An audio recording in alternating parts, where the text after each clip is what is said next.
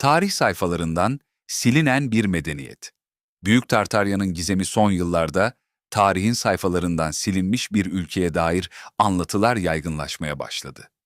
Bir zamanlar dünya çapında tanınan bir ulus, artık zamanın kumları arasında kaybolmuş gibi görünüyor. Tartarya, Tartari veya Büyük Tartarya. İnternette eski haritaları araştıran tarih meraklıları ve bağımsız araştırmacılar, 15. yüzyıla kadar uzanan belgelerde bu imparatorluğun izlerini buldu. Tartarya İmparatorluğu tarihçiler için hala büyük bir gizem olmaya devam ediyor. Bu imparatorluktan ilk kez 635 yılında Bizanslı tarihçi Prokopius tarafından bahsedilmiştir. Prokopius, Tatarların hükümdarının Pers hükümdarı Chosroes Romeo tarafından mağlup edildiğini ve onun oğlu Kavad Gangu'nun esir alındığını yazmaktadır. Ancak Tatar hükümdarının ismini bilmemektedir. Sadece birçok kabileyi ve eyaleti yönettiğini bildiğini belirtmektedir. Prokopius, bu imparatorluğun Doğu Avrupa, Batı Sibirya ve Orta Asya'da bulunduğunu söylemektedir.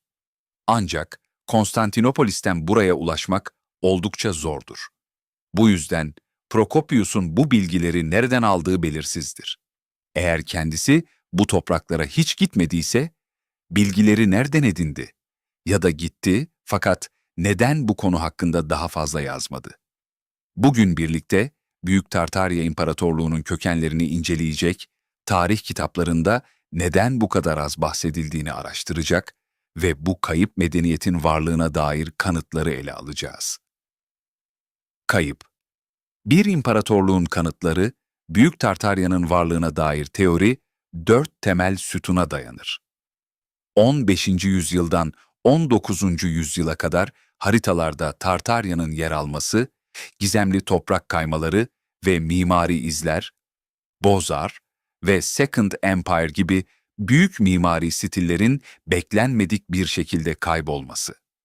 Dini metinlerde yapılan değişikliklerin tartışmalı yorumları, bazı araştırmacılar 19. yüzyılın sonlarında dünya fuarlarında gösterilen devasa binaların aslında Tartarya'dan kalma yapılar olduğunu iddia etmektedir. Onlara göre bu yapılar özellikle inşa edilmemiş, sadece mevcut binalar sergilenmiş ve ardından yıkılmıştır. Bu noktada akıllara şu soru geliyor. Eğer gerçekten böyle büyük bir medeniyet var olduysa, neden tarih kitaplarında ondan neredeyse hiç bahsedilmiyor? Tartarya'nın silinen tarihi mi?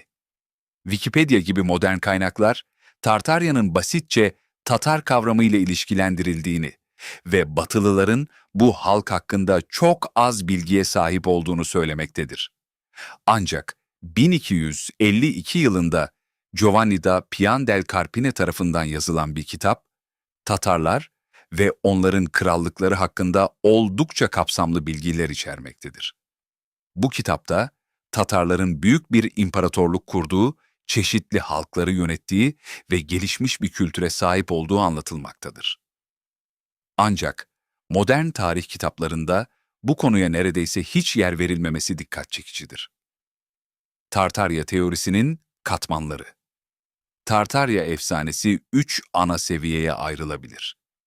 Gizlenen büyük imparatorluk. Tarih sayfalarından silinen, bir zamanlar Asya'nın kuzeyinde hüküm süren büyük bir devlet vardı. Tek dünya düzeni. Bazı teorilere göre Tartarya sadece Asya'da değil, dünyanın büyük bir kısmını yönetiyordu. İleri teknoloji ve yüksek kültür, Tartarya, o dönemin çok ötesinde bir teknolojiye sahipti. Bu teorilere göre Tartarya'nın halkı gelişmiş bir mühendislik bilgisine, hatta belki de antik yüksek teknolojilere sahipti. Peki bu ne anlama geliyor?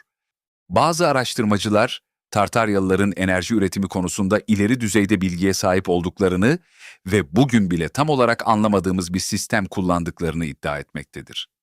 Tartarya ve mitoloji arasındaki bağlantılar, antik Yunan ve Roma mitolojisi, Tartarya'nın isim kökenine dair bazı ipuçları sunmaktadır. Yunan mitolojisinde Tartarus, yeraltı dünyasında bir tanrı ve mekandır.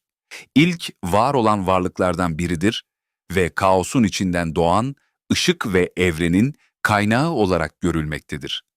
Hesiod'un Teogonis'ine göre Mö 700 civarı, Tartarus, Gaia, dünya ile birleşerek Tayfon adlı korkunç canavarı yaratmıştır. Roma mitolojisinde ise Tartarus, günahkarların sonsuza dek cezalandırıldığı bir yer olarak tasvir edilir. Bu mitolojik anlatılar, Tartarya'nın isminin neden bu kadar mistik çağrışımlar taşıdığını açıklayabilir. Tartarya'nın üzerini örten komplolar, Tartarya hakkındaki en ilginç teorilerden biri, 19. yüzyıl savaşlarının büyük çoğunluğunun aslında Tartarya'dan kalan yapıları yok etmek için yapıldığı yönündedir. Bazı araştırmacılar, Paris, Chicago, Londra gibi şehirlerde düzenlenen dünya fuarlarının aslında bu binaların yıkılmasını gizlemek için düzenlendiğini iddia etmektedir.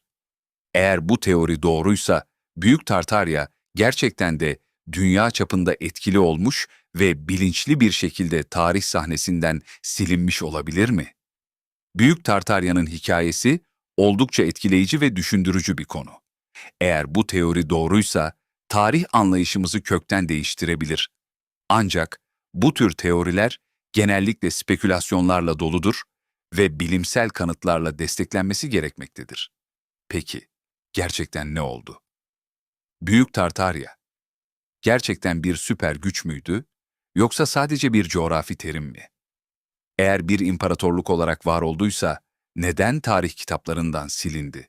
Yoksa sadece eski haritalarda geçen bir isim mi? Eğer Büyük Tartarya ileri bir medeniyetse, teknolojileri nereye kayboldu? Tartaryalıların elektrik, manyetik enerji veya başka bilinmeyen teknolojiler kullandığı iddia ediliyor. Ancak elimizde bunu kanıtlayacak bir cihaz ya da kayıt yok. Dünya fuarları gerçekten bir örtbas operasyonu muydu? O dönem yapılan binaların birçoğu birkaç yıl içinde yıkıldı. Gerçekten geçici yapılar mıydı, yoksa geçmişi yok etme planının bir parçası mıydı?